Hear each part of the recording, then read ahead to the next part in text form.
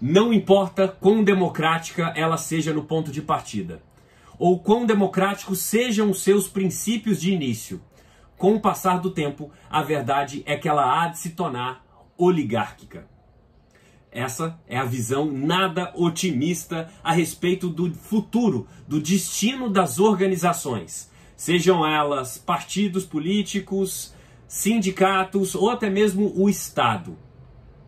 Se inicialmente voltado para um propósito democratizante, com o passar do tempo, essa estrutura acaba se tornando concentradora de poder, engessando novas estruturas de renovação e inimiga das liberdades individuais. Pelo menos é essa a visão do sociólogo alemão Robert Michels, que estudou muito as organizações cunhando a chamada Lei de Ferro da oligarquia e da burocratização. É para falar um pouco dele que eu apareço aqui hoje. Muito prazer, eu sou Túlio Augustus, sociólogo e professor, e convido você, minha caríssima, você, meu caríssimo, a ser parte aqui dessa oligarquia, a única oligarquia verdadeiramente democrática, que é a dos seguidores desse canal. Se inscrevendo aqui embaixo, deixando suas impressões aí nos comentários, dando aquele like no vídeo se você gostar.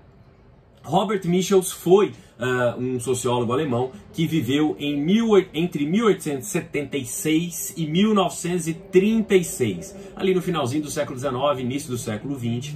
Ele tem passagens por diversas universidades, ele foi professor de economia e de história em algumas delas, universidades alemãs e universidades italianas também, ele foi radicado na Itália. E ele escreveu seu livro mais importante em 1915, que se chama A Sociologia dos Partidos Políticos. Ele estudou muito essa questão das organizações e por isso ele traçou essa que ficou conhecida como a Lei de Ferro da oligarquia e da burocracia. Tudo isso porque, em resumo, ele nos diz que toda a estrutura social, toda a organização social, com o passar do tempo, acaba se enfeixando numa oligarquia. E o que vem a ser uma oligarquia, você se pergunta? Bom, é aquele grupo, um pequeno grupo, aquela estrutura de poder na qual um pequeno grupo de indivíduos acaba dominando todo o resto, ou um vasto grupo de indivíduos, né? Um pequeno grupo de pessoas dominando todo o resto. E ele chega a essa impressão de que, olha, a burocracia ela acaba se tornando inimiga da liberdade individual.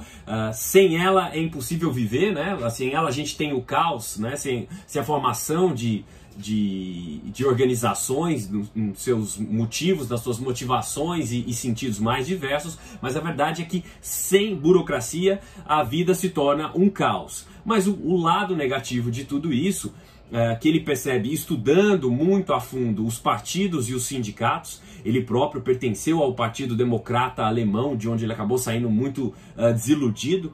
Ele chega à conclusão de que à medida que essas organizações se tornam mais complexas e maiores, elas exigem uma hierarquia mais bem definida. Elas precisam de uma cadeia de comando mais hierarquizada, mais estruturada, né? A liderança com uma clara cadeia de comando acaba, por consequência, e eis aí um aspecto negativo, acaba por gerar uma estrutura meio piramidal, que coloca no topo dessa cadeia de comando indivíduos que vão mandar ali naqueles que estão na base dessa estrutura de comando, né? Ou mesmo nos andares intermediários aí, mas sempre gerando essa condição de poucos indivíduos numa estrutura hierárquica dominando o restante. E essa hierarquia das responsabilidades aumenta bastante a eficiência, e é por isso que ela se torna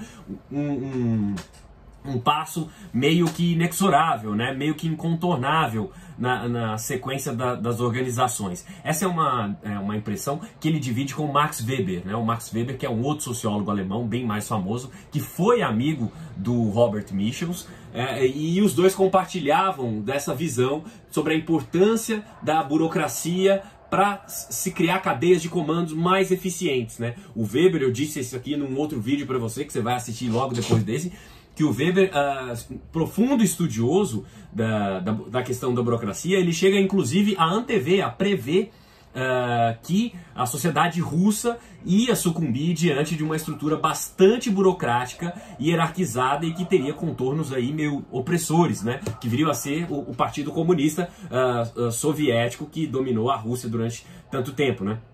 A União Soviética durante tanto tempo, né? O Weber, que foi até mais estudioso dessas questões do Robert Michel, compartilhava dessa visão. E o Robert Michel, que é ele sim o nosso protagonista aqui de hoje, ele dizia que essa estrutura de comando muito hierarquizada, embora aumente a eficiência, ela acaba gerando muita concentração de poder e acaba no longo prazo colocando as democracias em risco. E é por isso que isso vale para o estudo de estados democráticos também, né? Ela, no curto e no longo e médio prazo, as democracias acabam se tornando um pouco ameaçadas por essas estruturas muito concentradoras de poder. E nisso se deságua no que ele chama da primeira regra da lei de ferro, da oligarquia e da burocracia. Nessa primeira regra diz basicamente o seguinte: os interesses da elite se tornam o foco da oligarquia, né? À medida que você tem uma cadeia de comando bem hierarquizada, essa elite que está lá encastelada no topo, ela tende a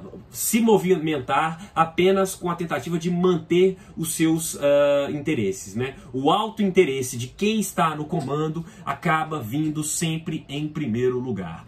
A segunda regra, nos diz ele, é que a preservação das posições de poder se torna o papel mais importante das burocracias. Eis aí um outro ponto negativo, né? As burocracias acabam se valendo de vários subterfúgios. Ele chama atenção para alguns deles, que seriam a manutenção de um certo ar de mistério nas decisões, né?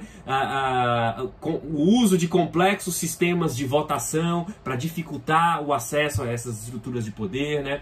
O uso recorrente de uma linguagem obscura ou pouco acessível, enfim, para distanciar essa estrutura de comando e de poder dos demais entes pertencentes àquela organização, né? Você consegue pensar aí em diversos exemplos, né? Pense talvez no Partido Comunista Chinês, pense talvez no Congresso brasileiro, pense no Poder Judiciário brasileiro, em como essas estruturas de poder acabam se refugiando no topo nesses dois exercícios básicos, né?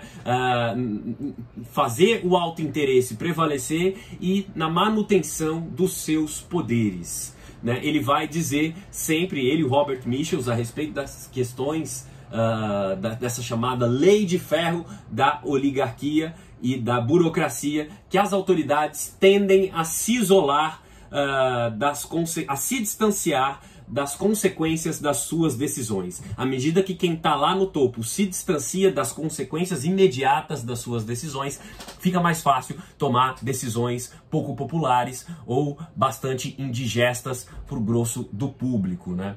Quem diz oligarquia, ou melhor dizendo, quem diz organização, diz oligarquia. Essa é a impressão geral do Robert Michel.